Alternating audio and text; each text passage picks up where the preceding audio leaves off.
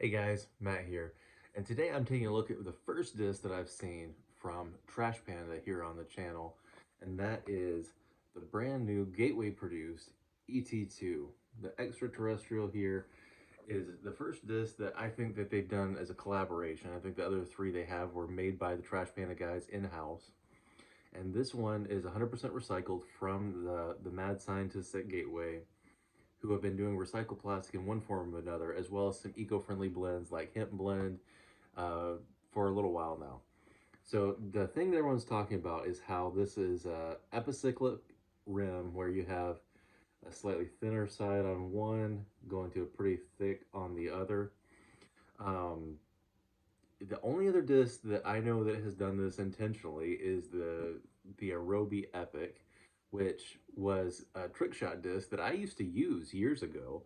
It was really crappy, like silly putty type plastic where you could tune it and shape it into all different shapes.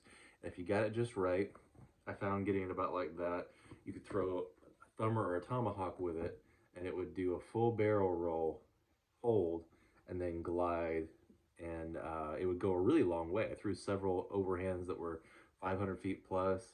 There's one local hole where it's got a line of trees that curve out, and you need to throw it way out over the field and come back.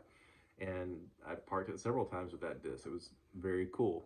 So I wondered if this one would be similar, or if it would be more of a traditional flight.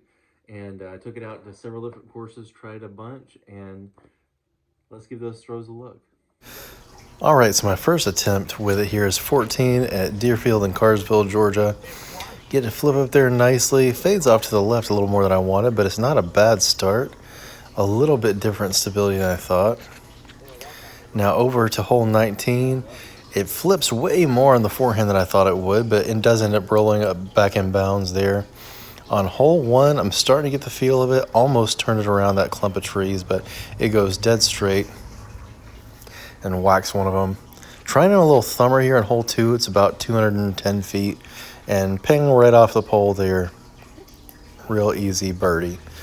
Hole 3 going on a big hyzer around those trees, and it gets backside birdie look. Pretty nice throw there. Now I'm in Charleston, South Carolina at Park Circle.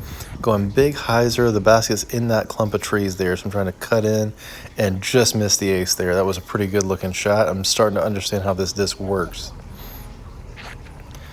Over on this one, you little Matteo style basket glasses catch and put it just to the right of the basket. It didn't fade as much as I thought on that one, but pretty nice throw overall. Now we're in Muscle Shoals at Gatman Park.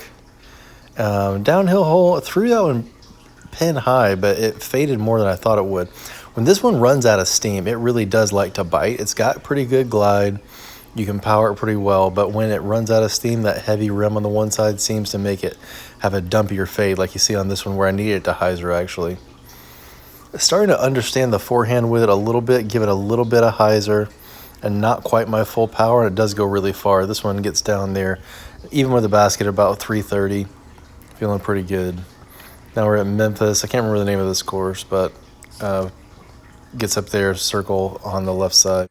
So after throwing it a pretty good bit, I like the Extraterrestrial too. It's not as crazy unique as I thought it might be, with the off-center rim and really nice feeling recycled plastic. They did a great job with the blend. I thought it would be potentially a really crazy, wacky disc. You could do some fun things with it. I did like throwing it on overhands, but it didn't do the roll and catch thing like the Epic did. And with a nice even dome, it gives it some pretty good glide. So I found that on backhands, I liked gripping it near the most shallow part, and you give it a nice flat rip, and it flies about like a 9 or a 10 speed disc.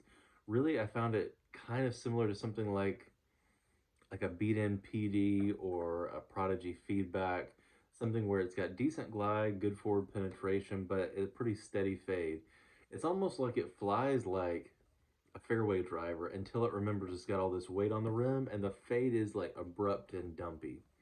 For forehands, I don't know if it's because I throw 9 speeds like the Flare and Firebird a lot, but I like to roll it up from the thinnest part up to probably where it's about an 8 or 9 speed right there. It's not super overstable. I couldn't throw it on the exact same angle as I do my normal forehands, but it's comfortable, has pretty decent glide, and goes fairly straight. So I think the novelty here is more so in the uniqueness of the feel and the fact that it can capture a couple different flights with a single disc instead of being an extreme trick shot disc. Now, I did have a great thumber with it. You might have saw that metal hit on hole 2 at Deerfield earlier in the video, but it's a good disc. I don't know if I would find a shot in the bag for it necessarily, because you can, in modern bags, you can hold multiple discs. But if you were just trying to get by with one, that one's pretty cool. And I love the plastic they came up with. It feels a lot like the Hyper Diamond, but a little bit grippier. Um, Kind of like in between NXT and Hyper Diamond. So I like it. It feels good. Looks really nice. Mine's got some subtle swirls and little silver flakes in there with it. It's technically a X out or factory second, but with as good as they did with it, I didn't notice it at all. So thank you guys for watching. If you get a chance to try one, let me know what you think, and I'll see you in the next one.